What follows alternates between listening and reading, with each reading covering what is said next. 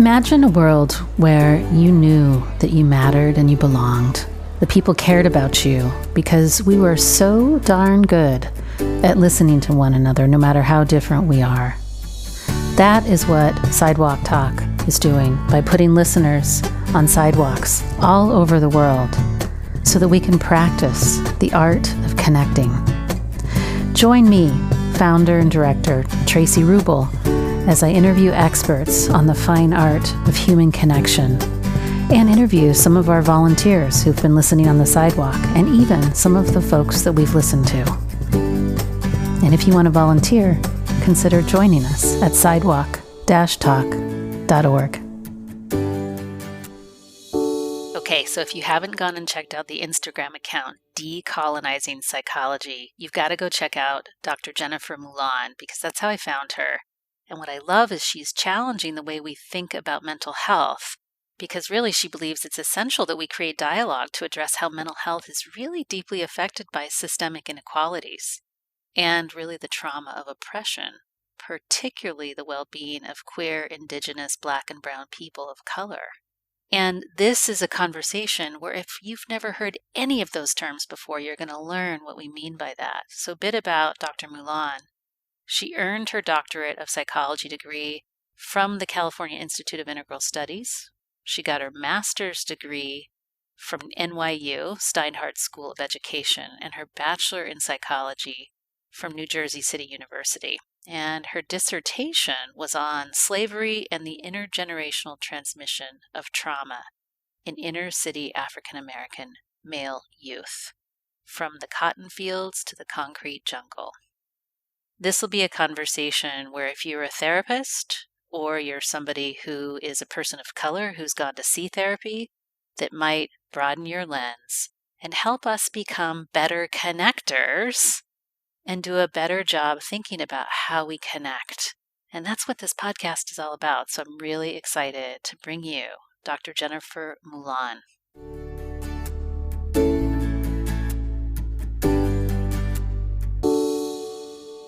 So, Dr. Jennifer Mullan, I got to tell you, I've been kind of stalking you for a while. In a good way, I hope. Yeah, I feel like you do this really cool thing, which is you balance provocation with care. Thank you. Thank you. So, I don't think I realized I was doing that. So I'm just taking that in. Thank you for that. Yeah. Well, I think when you balance provocation with care, what you do is you invite people to get uncomfortable and stay longer in the discomfort, I think.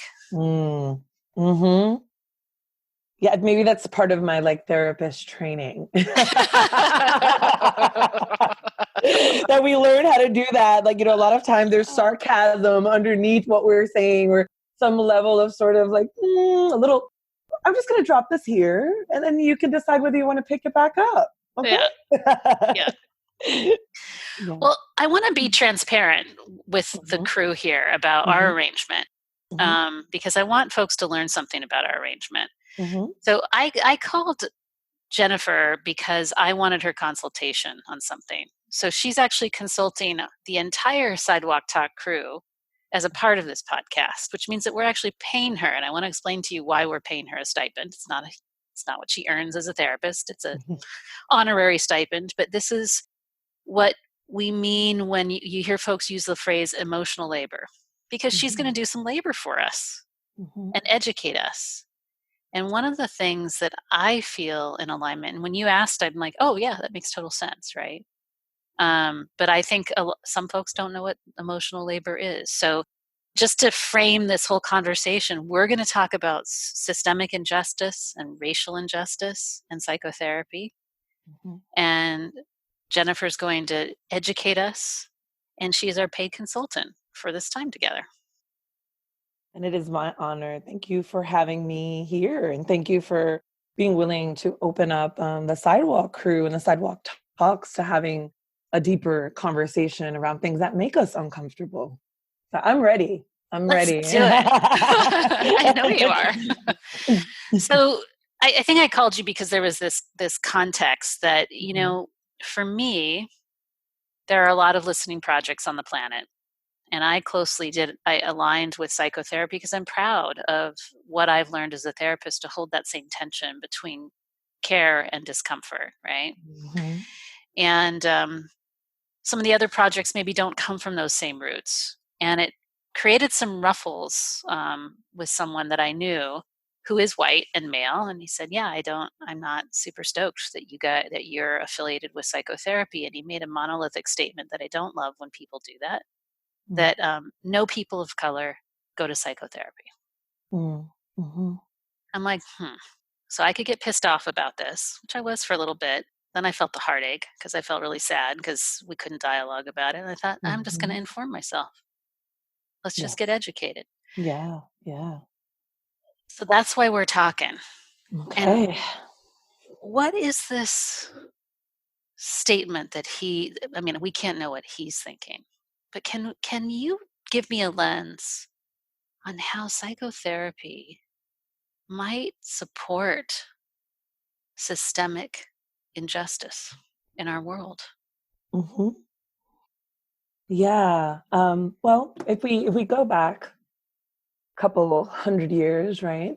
When we think about the people of the land, of whatever land that we're on. So, for example, I'm in New Jersey, so I'm on Lenape land. This is for us in North America, known as Turtle Island. And so it's important, I think, to acknowledge the individuals who originally were here in this space, and the ways in which they have been colonized, and our Native and First Nation brothers and sisters, their rights and their ways of being, their collectivistic spiritual ways of living have been removed. So Mhm. I think that the conversation goes back there to how rights and free will have been removed, have been pathologized. And I'm sure everybody's pretty familiar with that term, but when I talk about pathology, it is in a more mental health clinical sense, it is assigning some sort of sickness or problem to a behavior or to a personality, to a person, or even to a people. So psychotherapy was formulated by a bunch of white guys, European guys, right? Like the concept, right? That the science, the art, the medical aspect of psychotherapy, of psychology, was created. Some people say Freud, Charcot, but the reality is these were individuals that had no concept and consciousness of their own privilege. They were working for the bourgeoisie. They were individuals who themselves were being compensated and paid by the very people whose families they were treating. Case in point, a lot of young women that he was diagnosing with hysteria. And as many of us know, hysteria was a way to basically say, hey, these young women or girls are just quote unquote crazy, they're overreacting. And meanwhile, they were victims of abuse, assault, incest, so on and so forth. So, I'm fascinated by history, clearly. Like, I mean, decolonizing therapy is what I do. But psychotherapy has then been applied throughout the world, throughout the ages, for a variety of different people. And in my humble opinion, professionally and personally, dismissing the needs culturally of a people.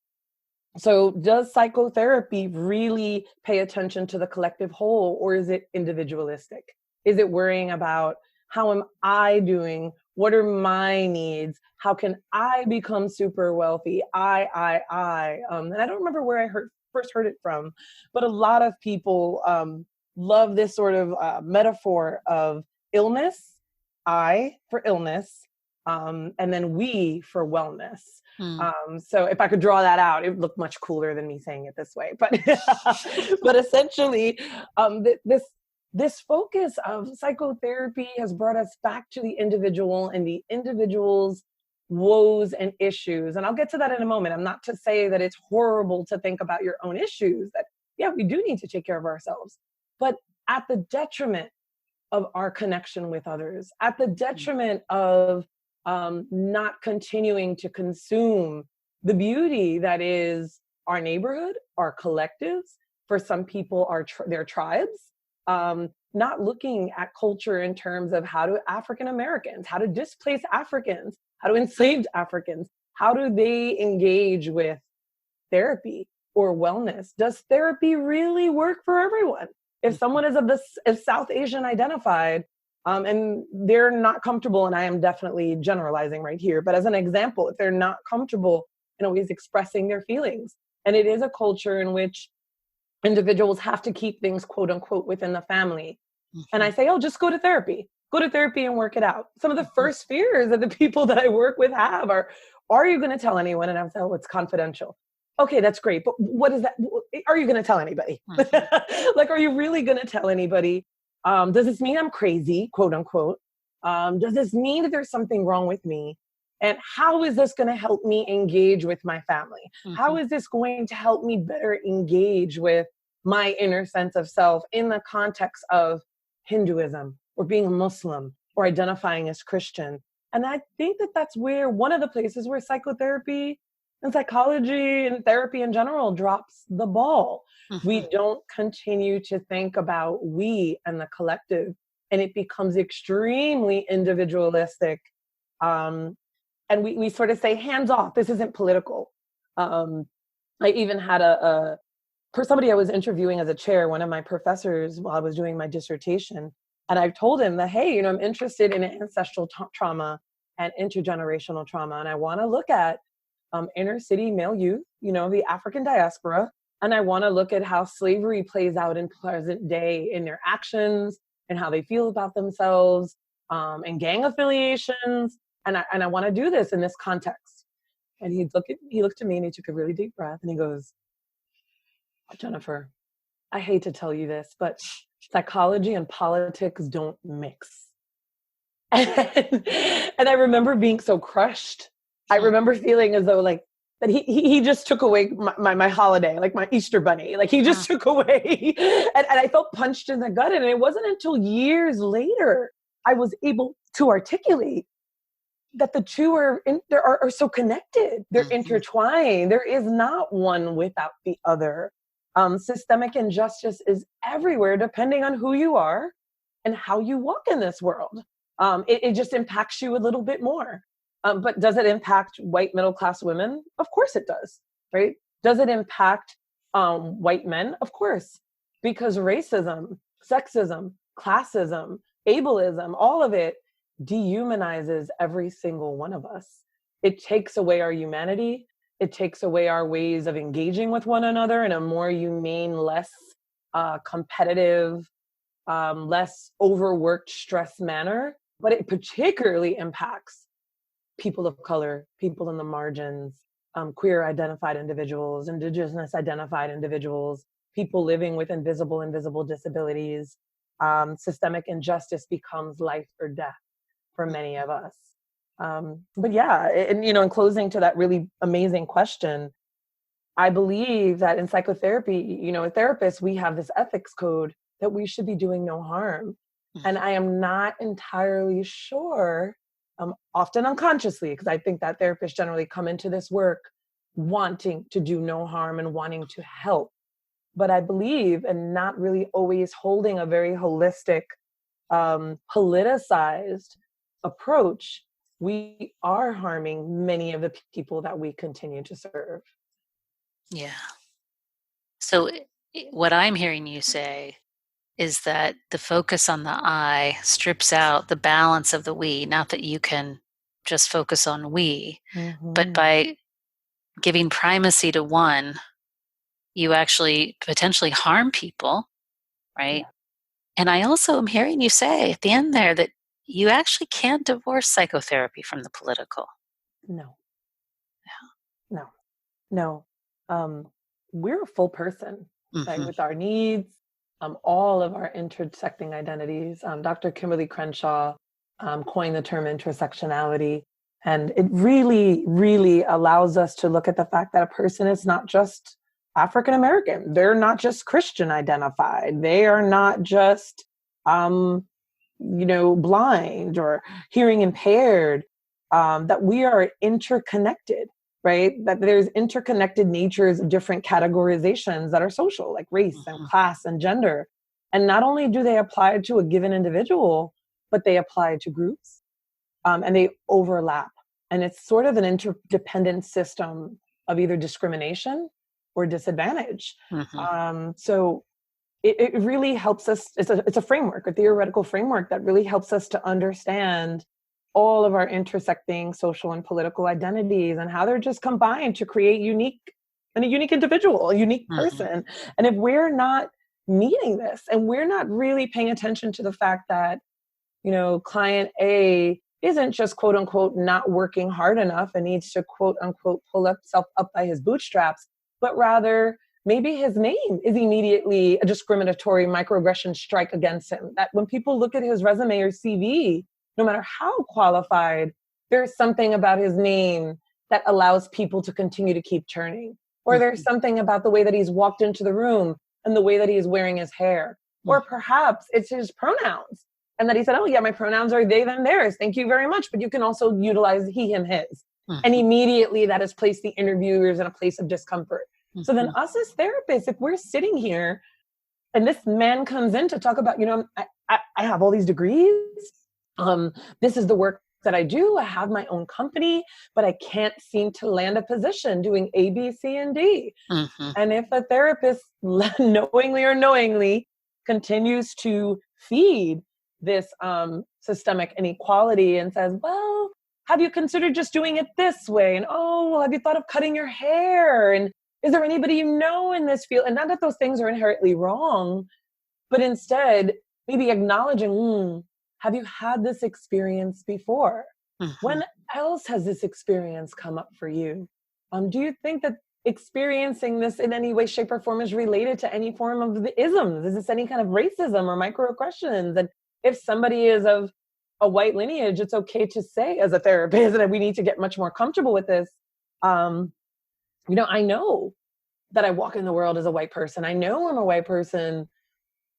However, in what I've learned and the work that I'm doing on myself and the work that I'm doing in this world, I can't help but notice that you're walking in the world as a Black man. And I'm wondering how much that might be playing out in your inability to obtain a position. Just saying that can open up a beautiful box, like the sigh and this, yeah, well, like that's possible. Yes. Or yes, man, I go through this all the time.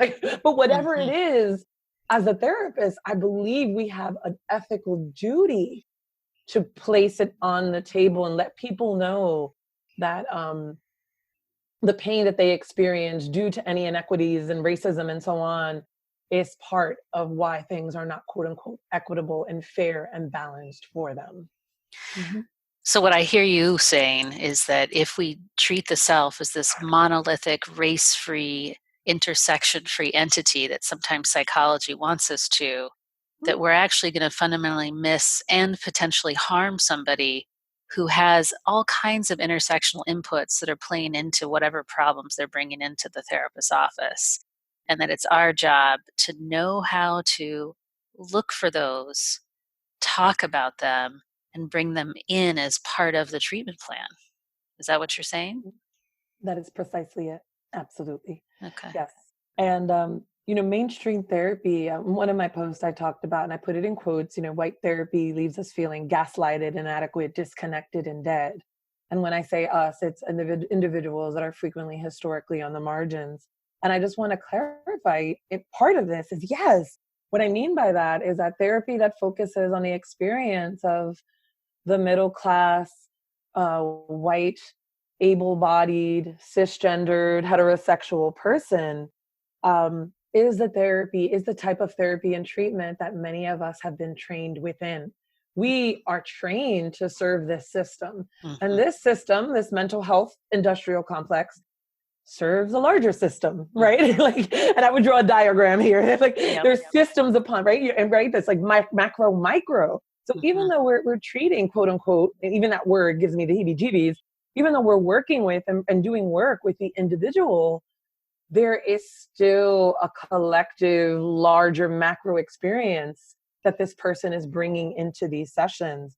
And us as therapists on the other end, if we're being, quote unquote, trained to look at people as pathological or not, whereas having axis 2 or axis 1 or quote unquote being borderline or bipolar, only looking at these levels of different quote unquote pathologies rather than unpacking and saying, hey, it would make sense for a lot of individuals who identify as African American or Black to be quite depressed. Yeah. It would make sense, given of the history of American chattel slavery in this country, the United States of America, for individuals who are Native or indigenous to feel a deep sense of anxiety and depression and to struggle and to cope in ways that are not always healthy, but are really accessible, whether that be drinking or violence or so on and so forth. So if we're not pulling out as therapists, as healers, as workers, if we're not looking at this from this frame, we completely miss the experience and we end up continuing to do more harm. And we end up continuing to perpetrate yet again, even if it's unconsciously. And we continue to lead the person we're supposed to be helping to believe that it's still their fault and that there's something they have done to create this and that they need to fix this. Again, not taking personal responsibility away from hundreds of thousands of people of color and so on, but our histories of violence impact and inform us, and that is part of intergenerational and ancestral trauma. So, yeah. So here's a big question I have for you. Mm-hmm. Here we are in a society where people of color are trying to heal from trauma. But how do you heal from trauma when trauma is still happening? When people of color are still not safe walking down the street? Like, what does that actually look like to heal from trauma, but then be sent out to the wolves at the end of a session? Yeah. Yeah, I mean, that's a great question. And I think that that's part of what so many therapists struggle with. I think that's what leads to a lot of our burnout and compassion fatigue. So it'd be very similar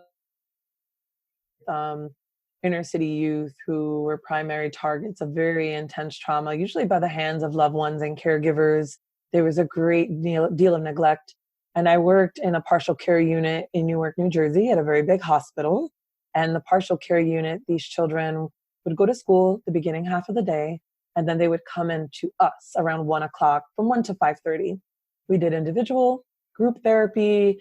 We had psychosocial activities just to help them connect with their other peers.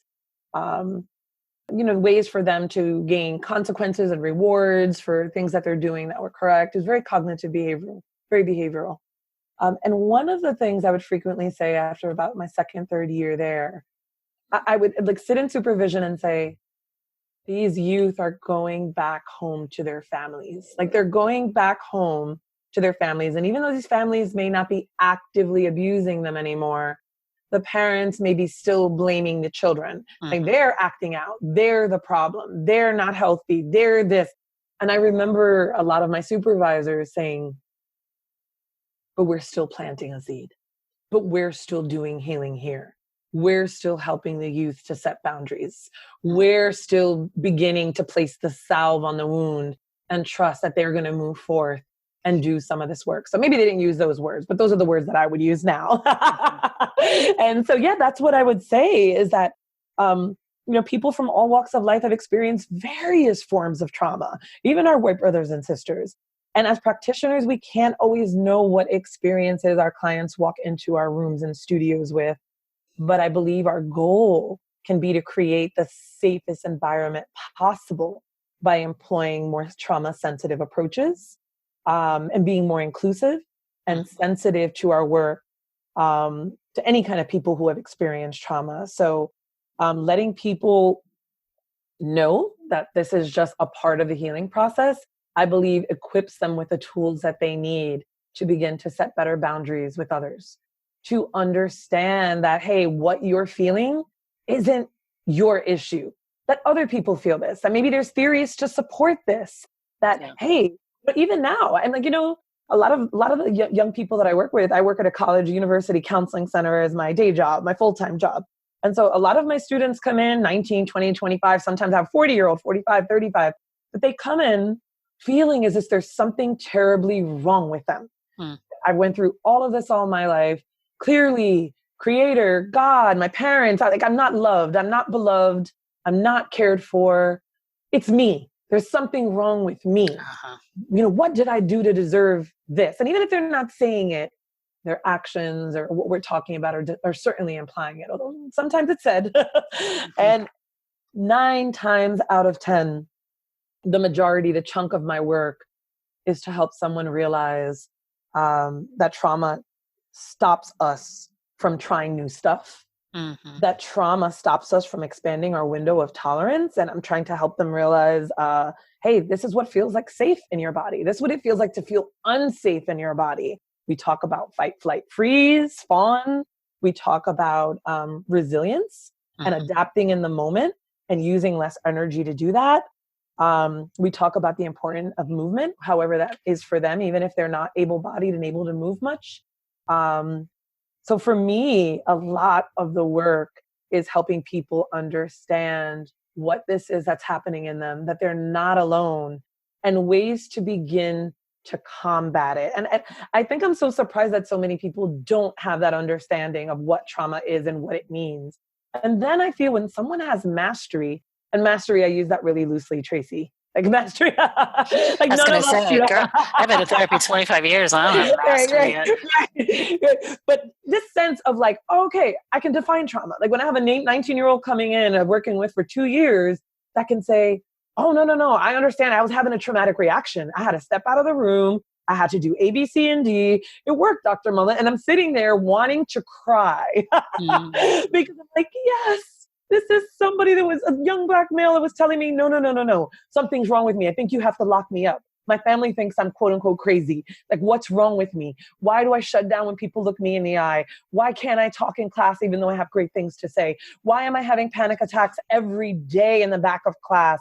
Literally doubling over in pain. So when a person can say that and say, hey, I did this. Yeah. That to me is the beauty, even in a very traumatizing world. It's letting many people of color and disenfranchised people know, like, hey, you're not alone. You're meant to be here. This didn't happen for some other reason to teach you something necessarily. Maybe not, you did not deserve this. Many people go through this level of violence.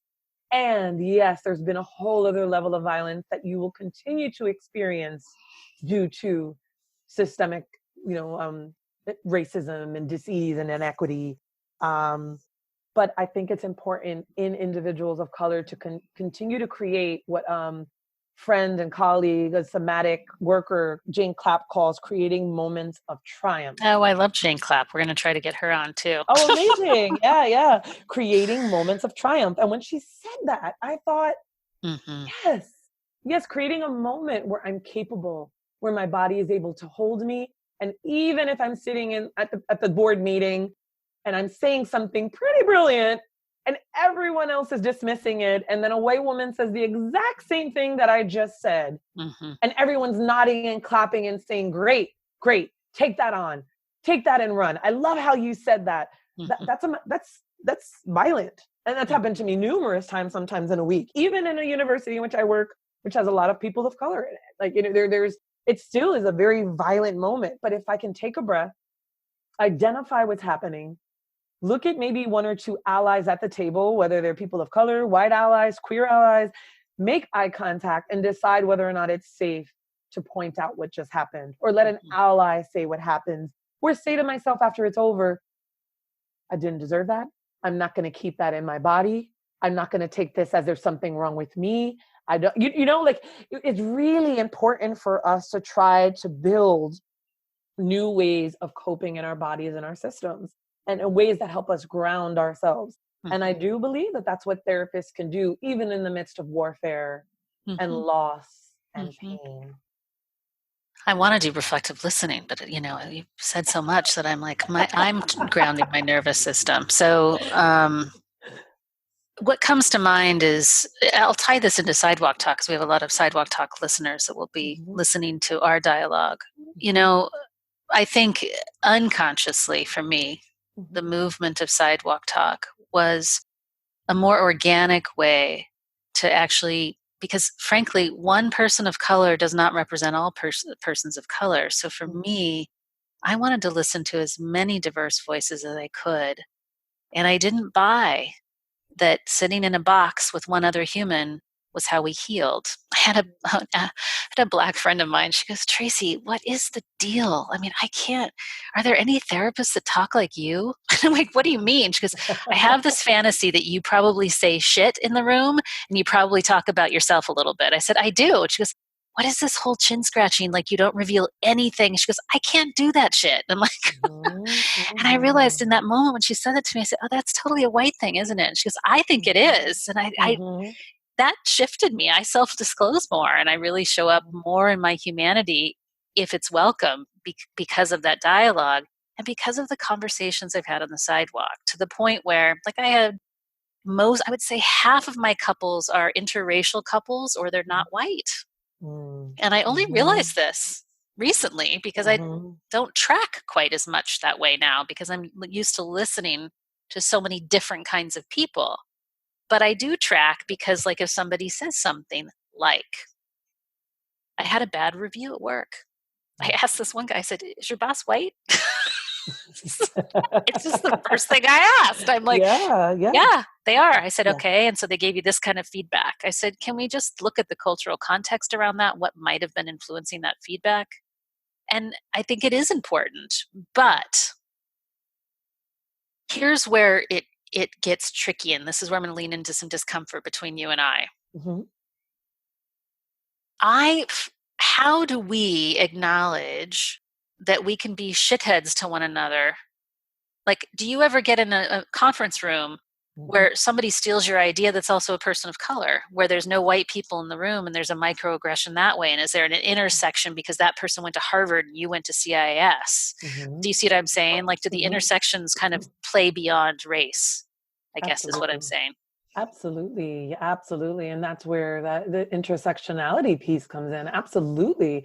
There's something called like internalized racial oppression and internalized racial superiority. And the internalized racial superiority part is mostly amongst white folks. And the internalized racial oppression part is mostly amongst individuals that identify as people of color. And one of the manifestations of that is colorism. There's even tokenism. And why I'm bringing these up in response to what you've mentioned is that if we're sitting at this table together and one individual and people are not on the same page and have not had a certain level of education of understanding like dividing and conquering and what that means and how that plays out in our communities, because a lot of times in communities of color, there's a thought of like, oh, we're crabs in a bucket. One of us starts getting out, the rest of us are pulling down. And that's a pretty old-fashioned perspective. I think it may have very much existed and does exist. And I think that comes from, let's say if we think of the United States of America and the South, the antebellum South, we'll think of slavery, right? And how like, I don't want to be in the field, right? So I'm going to do what I have to do to be the house Negro, quote unquote, that it's safer to like be closer to the master. So these things still play out based on color of our skin.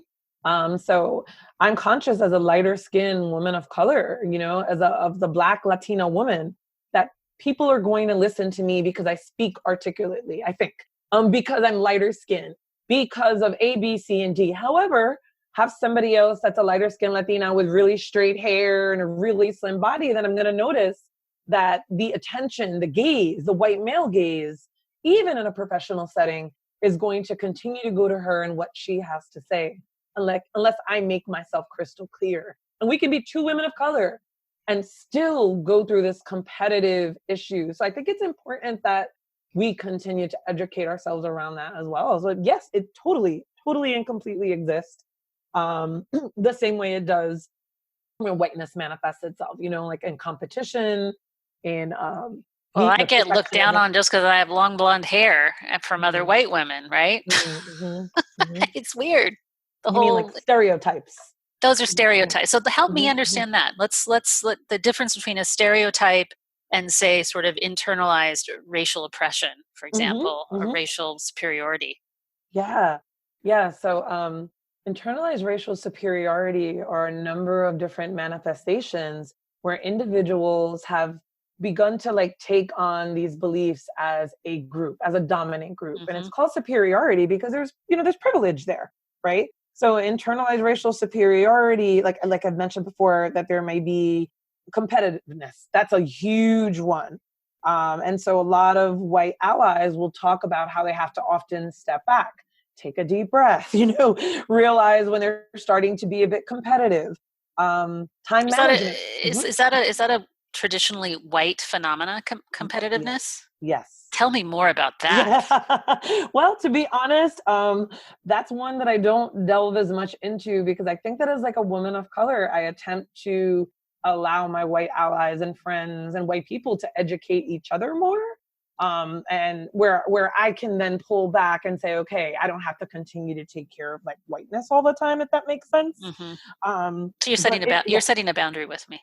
Am I? Did that happen? um, What you're saying to me, I just look. I have no shame. Like what Jennifer is doing right now. She's saying, Traci, that's a really nice question, but you probably should go get on the internet and do a little research, or you should go talk to some of your white friends who maybe have done a little more social justice training than you to talk about competition among white folks. Mm, Because even though you're paying me for this conversation, that goes beyond my boundary. So I just want to mhm. I don't want to be nice about this. Come on, let's Yeah, just yeah, be you know real about it. be direct with me, lady. Yeah, yeah, and I think that the boundary around that is so important, and I think it continues to improve relationships. I think it Mhm. allows us to continue to be real with each other, and Mhm. allows us. People's Institute of Survival and Beyond says we call each other in instead of calling each other out. And I think that, and I need to shout them out because there might be people out there, white people, people of color, that want a training to ground them and they want to know more about internalized racial inferiority and superiority, please take this training. They were a bedrock and continue to be a foundation for me. It's called the Undoing Racism training, Mhm. and they're all over the world, not just the United States. I'm talking about Guam, Puerto Rico, parts of Asia, Europe, and it's done by the People's Institute of Survival and Beyond. Mm. And I just have to plug them because I think it's important to always acknowledge the peoples whose works, particularly people of color labor, whose Mhm. shoulders we stand on. So for me, that's Yeah. really important. Yeah. But they taught me after 10, 11, 12 times taking the training by different trainers that I don't always have to take care of white people. Mhm. And that is one of the manifestations of for people of color, that when white people start to get uncomfortable, we start to feel like it could be unsafe for us. Does Mhm. that make any sense? Like, Mhm. right? Yeah, Like, no, so totally. like, if I'm not this, totally a newbie at this stuff. So that stuff I no, totally get. yeah, Yeah, yeah. yeah. Yeah, so that's something that continues to come up, I think, for all of us, even if it's unconsciously. So yeah, thanks for like calling me in on that because I didn't even realize that I was doing it, but thank you. Yeah, Well, yeah. I think boundaries create trust between people because I think when Mhm, you set a boundary with me, mhm, what I know is that you're not full of shit with me. It means that I mhm. can trust everything else that you say because when it's no, it's no, Yeah, right? Because yeah. I'm like, oh, and I think I'm still wimpy with this whole boundaries business. So I guess I like being on the receiving end of other people's boundaries because I'm like, oh, that's how you do that. Um, For me, it's a work in progress too, to be honest with you, Tracy. I feel like every day I'm learning. Even when it's great that you brought up that email. Even when I sent you the email back, like getting much better at stopping before I respond and say, sure, sure, sure. Like there's a part of me that's just like, yeah, like this people pleaser. mhm. And so part of my work and my healing in this very like oppressive society is not to give, like you said, all this emotional labor, right? Like to Oh, I make loved sure, that email. I loved it. I mean, yeah. I just, because so I'll tell you I won't be monolithic. I'll just tell you the impact you had on me. The impact that you had on me is you modeled for me how to do it. You, you were embodied in your power, like your tone of voice. You weren't put off by me, but you were just clear. And I think that's the sweet spot. I think sometimes what I see happening, especially well, I want to get to another topic. I'll just Mhm. finish this last piece because I really want to talk to you about how, and you might say no to this one too, but I feel like I need to complain to you about something. But on this last bit here, I do feel like um, we sometimes wait until we're mad to set boundaries. And I think Mhm. that that's unfortunately so disruptive to connection, which is the antithesis of everything we're about at Sidewalk Talk, Mm. right? Yeah. And yet, something that I'm still a work in progress around. And I've certainly been guilty of Mhm. waiting until something had gone far down the path of not working for me before I spoke up. And can imagine that from an intersectional standpoint, it seems like that seems to be gender training too in this Yes. particular culture, not just Yes. based on race. Yes. Yes. I definitely so. And yeah, and I think that there's just another layer for, Black women and South Asian women and Latinx women. There's this whole other layer of, um, and again, not that white identifying women don't experience this, but like I can really get killed right here and now if I also don't agree. And even if it's not always like, okay, my boss isn't going to do this to me, Okay, but there's a feeling can, of like, oh, I can get fired. can I slow you down there because I think it's super important for Hmm. everyone to hear. So I, as a white woman, might feel anxious about not being liked when I set a boundary. Yeah. You, as a woman of color, might feel afraid of dying Yeah. for setting a boundary. And so I just want to highlight that distinction that because you said it so politely and so nicely, and yet it was quite profound, and want to make sure that everyone got that. So do we all get the distinction there, that what might be going on in Jennifer's nervous system looks very different than what's going on in my nervous system around setting a boundary? Yeah. Yeah. Yeah. Yeah. And I just want to say quickly that, we put this whole other layer for individuals also that are not able to quote unquote pass, right? That they're not passing and they're queer, and our Black trans sisters are dying at really extreme levels, right? They're being murdered. They're not dying. They're being murdered. So on top of that, like our Black trans sisters are also very fearful of their lives. So like there's all these layers, and it's not that there's an oppression Olympics, because it's not like, oh, they have it worse than I have it, but there is some reality in telling the facts of it. There's reality of like how unsafe it is for us. Um, and again, our histories and our respective countries have shown us that Mm-hmm. literally we can die. And again, that's part of the work that I do. I help people reconnect with their ancestral trauma Mm-hmm. and helping us to weave and pull together how some of the fear and insecurity and feelings of loss and even depression, and people pleasing, burnout, these cycles of burnout that we're pushed into, how much of that ties back to how we're used to surviving, how Mm-hmm. much of that is tied back to the ways that colonization continue to play out in our bodies today, because this is what happened back then in our countries, in Mm-hmm. our lands. So yeah, I think that it's a really important point.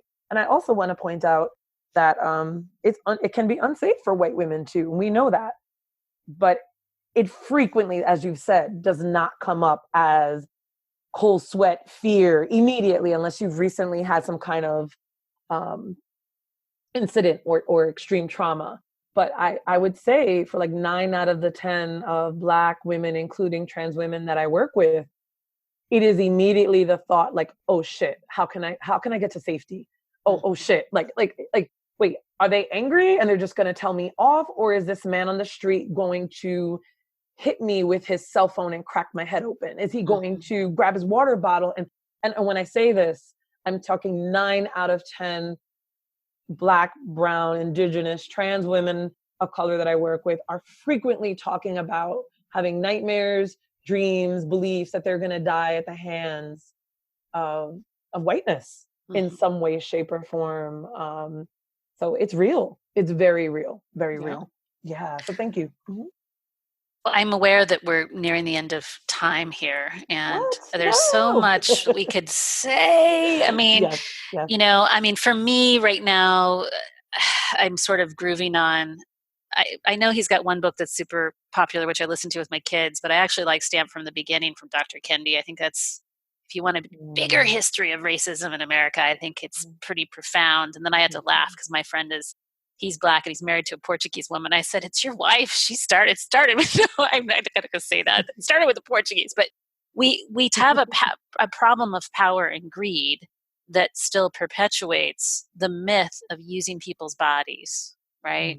Mm-hmm. And I guess this comes back to that same question. It's so tricky to heal.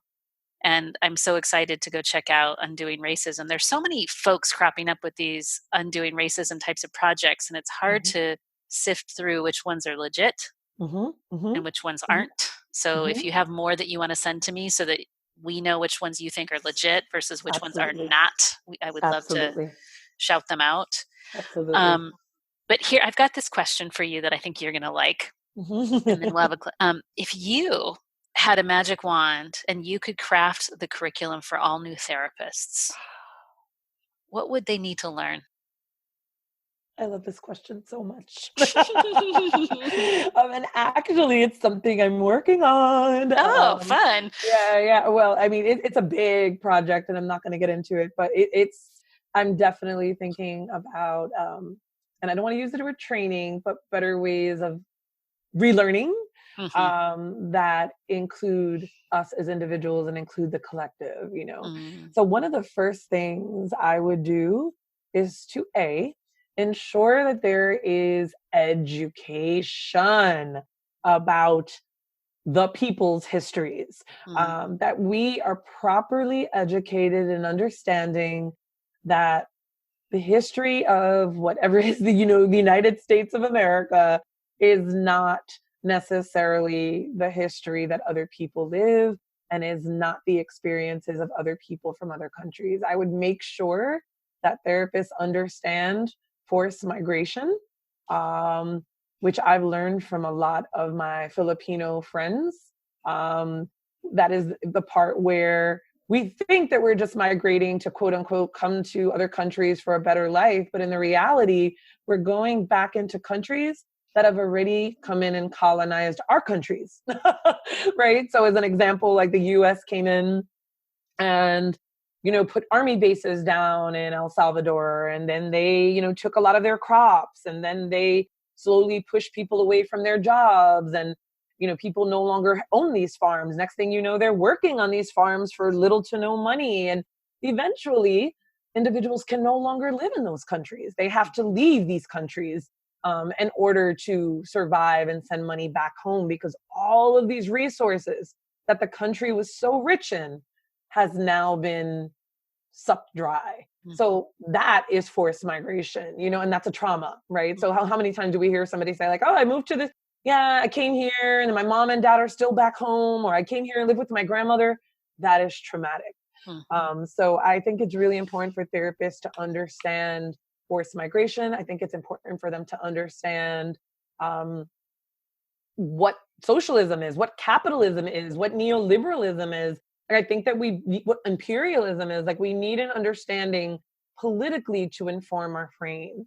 I also would want for therapists at the same time in Dr. Mullan's world, right, to work on their own shit, right? So often I feel as though, well, I know in my, in psychology, everything is like CEUs, continuing education credits, ethics board, you have this, pay another $300. Well, number one, that's just a way to continue to keep feeding this like machine. But number two, how do we know that these therapists are actually like working on themselves? How do we know that therapists 5, 10, 15 years in, after going through their own traumas and struggles, are really the appropriate people to be treating people who have just lost a loved one, or treating women who have just been victims, survivors of sexual assault? So I think it's really important that therapists are really constantly working on themselves, and not in silos, not individualistically, but in collective group. We can come together in groups and work on each other, work on stuff, and talk about how whiteness makes us feel, and other white women be in the room. And this way, other white women learn how to tolerate this uncomfortableness. And then, we can talk about Black and brown tension and how that pans out, and sexism and racism and all of it. But if we don't have these conversations that bring us together, even though that they are really, really, really freaking uncomfortable, we will continue to feel uncomfortable bringing them up in our own individual offices. Another thing I would definitely, and I would do this probably for everybody in the world, but I would have paid rest and mental health days that are mandatory. I know a lot of people in our field, burnout is highly, highly Mhm. prevalent. I've been burned out myself, and I don't say that lightly or with Mhm. any, there's a lot of shame involved in being burned out because, we can sleep 12 hours straight and take a whole week off of vacation and come out and still be extremely burned out, Mhm. and still feel as though we've never taken time off. Um, I would also make sure that mental health professionals are actually connecting, like those of us that do talk therapy, Mhm. making sure we're learning and taking other quote unquote continuing education credits in somatics, right? In understanding polyvagal, in EMDR, in dance therapy and bibliotherapy. I think that there's all these forms of therapy that are not traditional, what I would call more Eurocentric talk therapy forms Mhm. that Mhm. help people get back into their bodies. Because honestly, just talking is not always going to help someone heal trauma that is in their bodies or culturally, systemically. I could keep going, but those are those are some of the main things I would really. Well, so let me just reflect and highlight kind of the essence of what you'd said. I Mhm. hear that actually a political education has to be part of how we do therapy, and unlearning our own racist bias Yes, has to be part of how we grow up as a therapist. yes. That it's that there was an argument in a therapist group that I'm in, and Mhm. somebody said, "Can you please stop making these political posts?" And a black therapist said, "Therapy's political." Yes, And I yes, was like, "Oh boy." And I said, yes. "Well, rather than having this faction here and this group ending, can we just create a weekly post where you say, okay, here's where the political discussion is going to happen? Because then at least the folks that don't want to have the political conversation Mhm. will come and they'll come and be voyeurs. Because otherwise, I think the moderators are just going to stop it all because it's a group that's too vanilla." Um, Mhm. I hear and I totally agree. In the somatics piece, hands down, right? It's Mhm. funny. I was working with I've been studying body movement, right? And I was talking. I work with some white women around sexuality, and they said, I want you to just go sit on the sidewalk sometime and watch women who are not Western European descent, and watch how their hips move. They walk different Mhm. Mhm. because if they are first generation here and they weren't here, um, weren't brought here in some kind of oppressive fashion, they're Mm. still liberated in their body and you can see it. Yes, And yes. they're like, wow, really? And I just had this Mm. conversation. I said, yeah, oppression is still in your bodies. It's why your hips are super tight. And it's, it's so important, the somatics piece. Yes, yes, And, yes. and I also wonder if you think that, there are some forms of healing that are so much older than therapy, I do.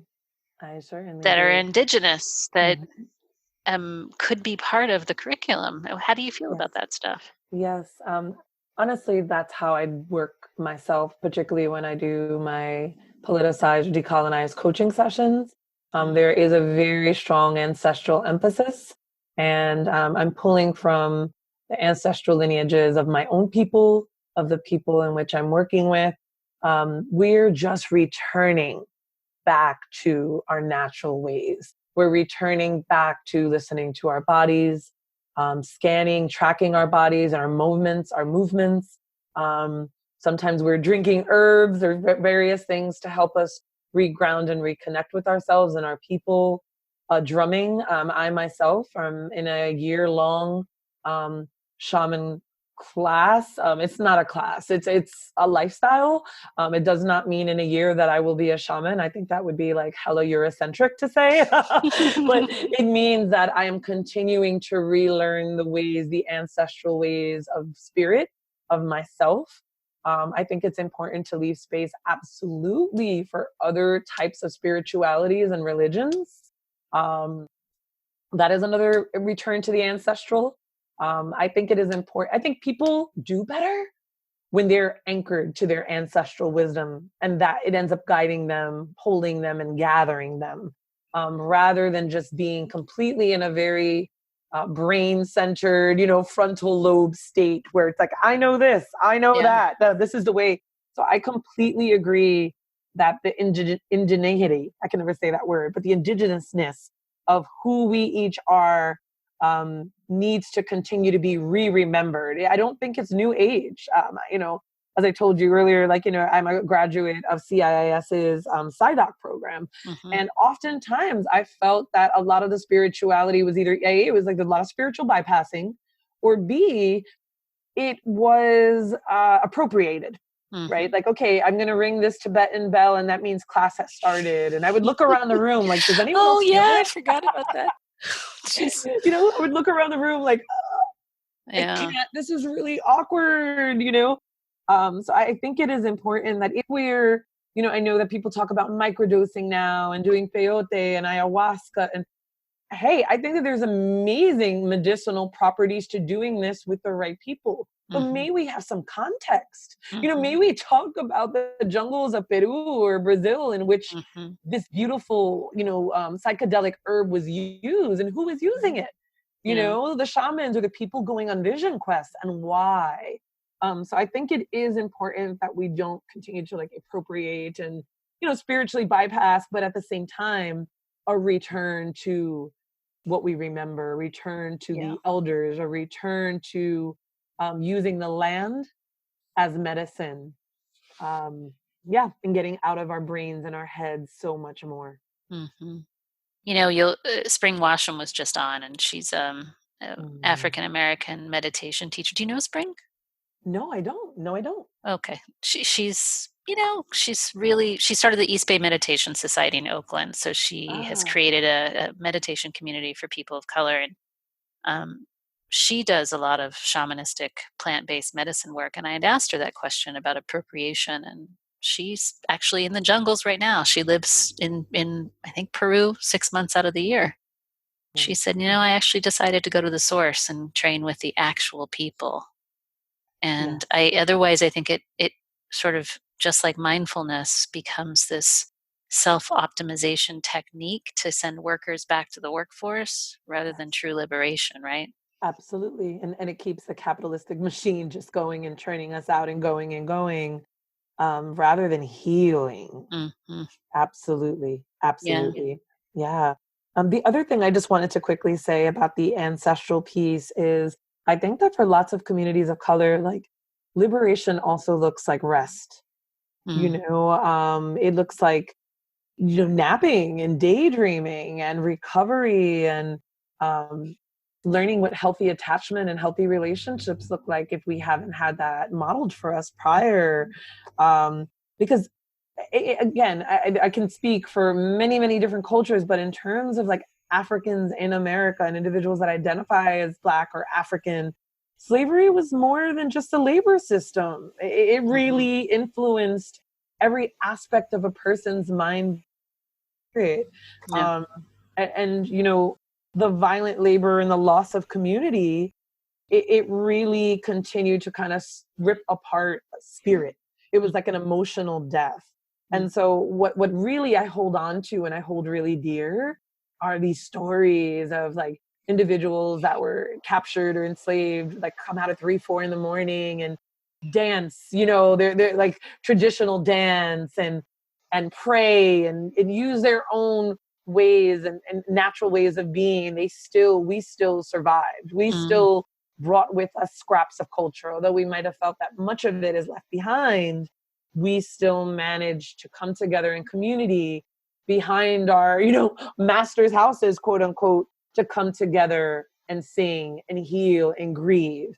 But the development of communities, I think, is a very important response to the trauma of having been enslaved and colonized. Yeah. It makes me aware that those were some of the underpinnings of Sidewalk Talk, was to really see if there were a way to be social together and be in a place of shared ecstasy and sorrow in a single place on a piece of land that didn't belong to anyone.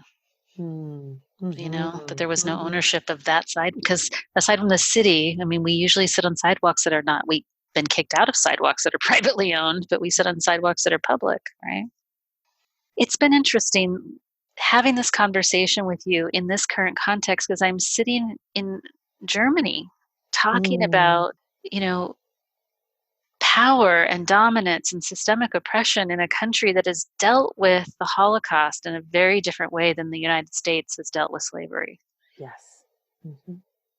Hmm. And it's fascinating Yes. to feel there's still a lot of um, shame on the bodies of Germans. You can see Yes. it, right? Yes.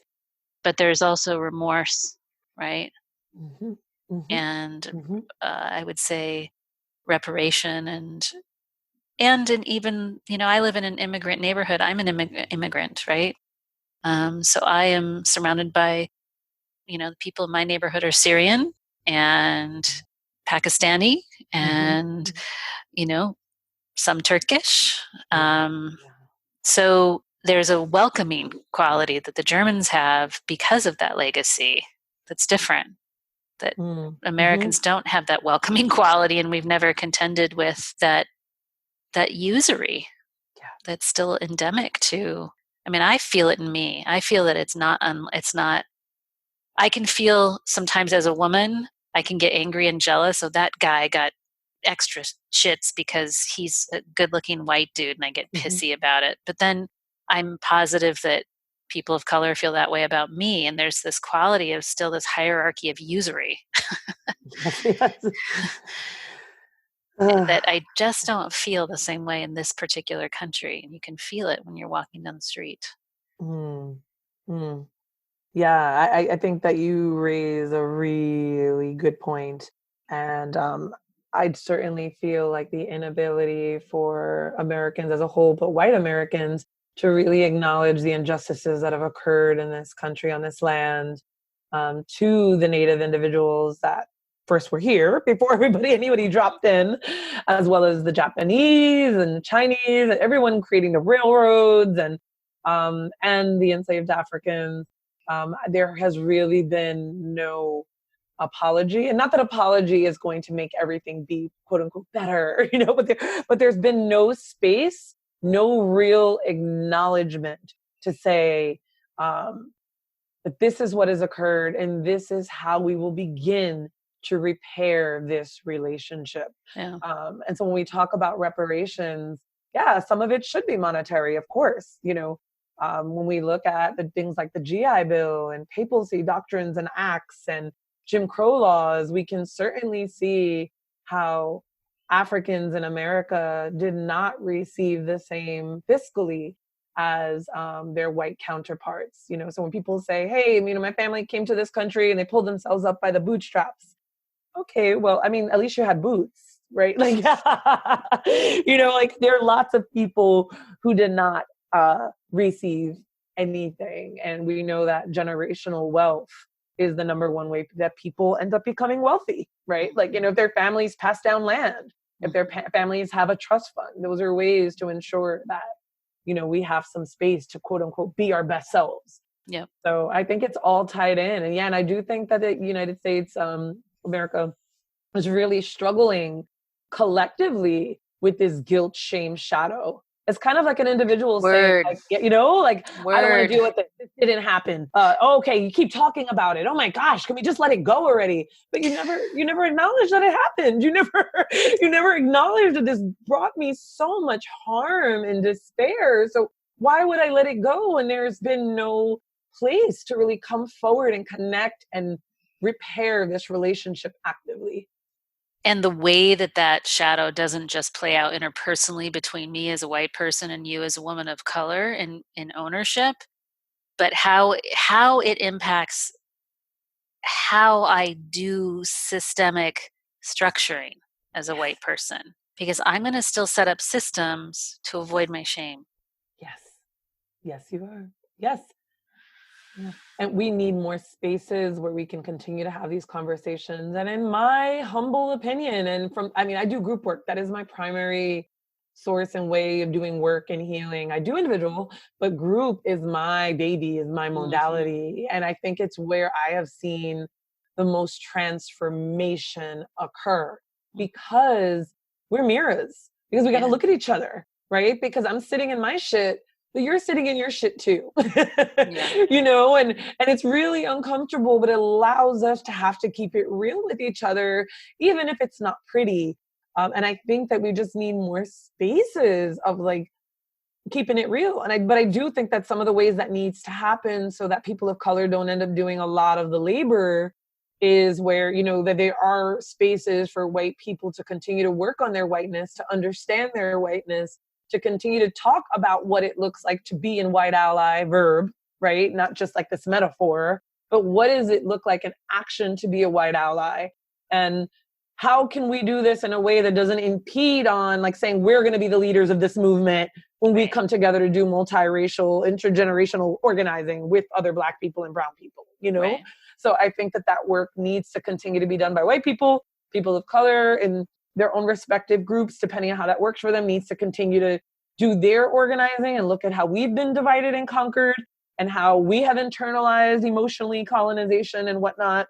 And then I do think it's important to come together and continue to do this work together. I do think that it is vital that eventually we come together, but I don't think it can happen when people are in their infancy of understanding. Okay. So we can't go out dancing. We could totally go out dancing. We could totally go out dancing. Yeah. No, but at what point is it bypass? That's the piece is how do you, is there a continuum and are there stages? Do I have to wait until I have cleared all, because what if I'm never conscious in this lifetime? Does that mean I can never have a Black friend in this lifetime? Right. Yeah. No. Because girl, I've been working on myself for a long time and I still got more shit to deal with. And I'm like, oh man. Yeah. Yeah.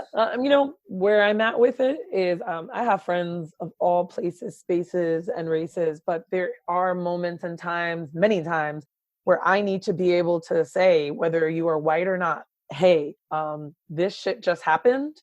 I'm feeling enraged. Can you check me?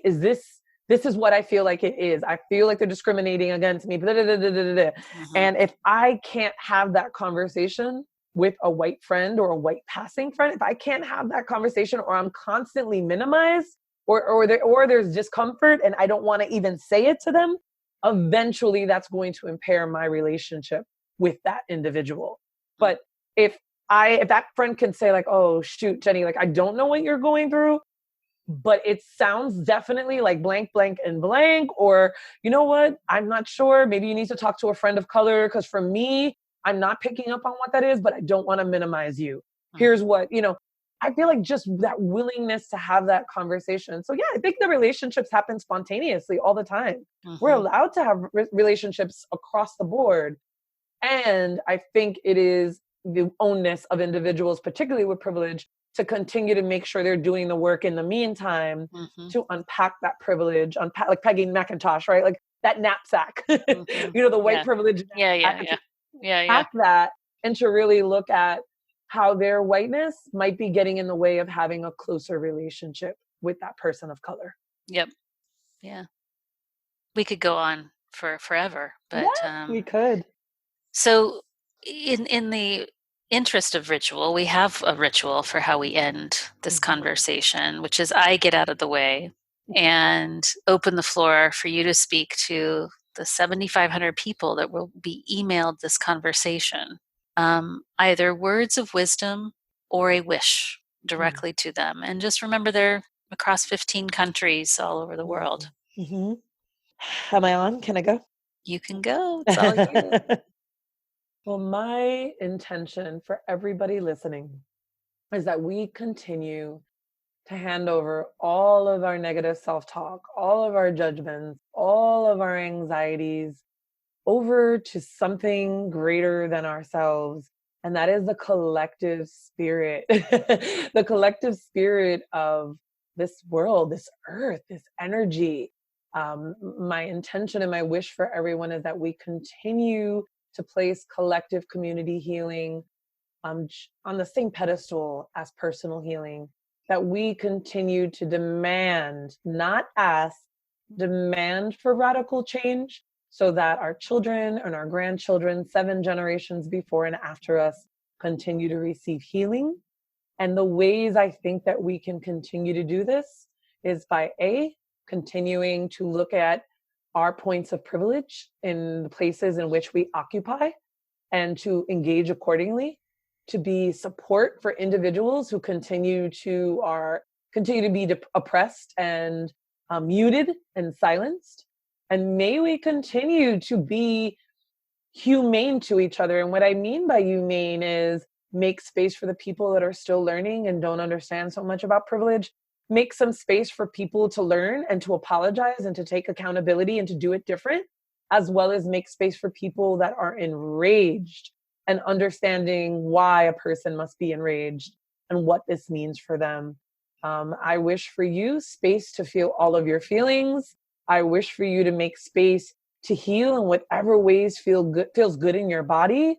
And I wish for you to continue to realize that even one small shift can drastically change the effects of people that you're working with, of children that you're rearing, and of your own body chemistry. And thank you so much for listening till the end, for being a part of this conversation, and for being here in this planet at this space in this time.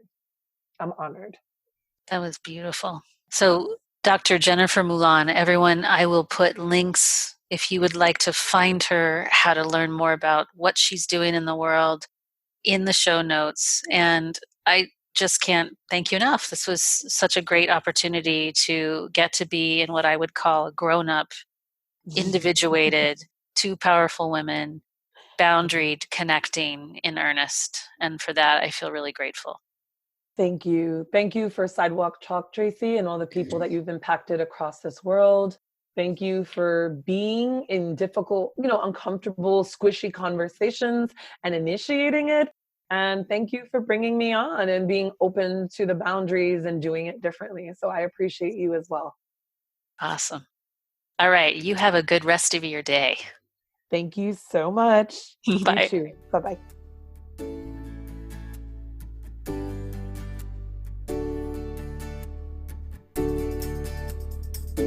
Thank you for being here and listening to this episode of the Sidewalk Talk podcast. If you like what you heard, tell your friends, tell your family, like and comment on the podcast publisher that you're listening from, and subscribe.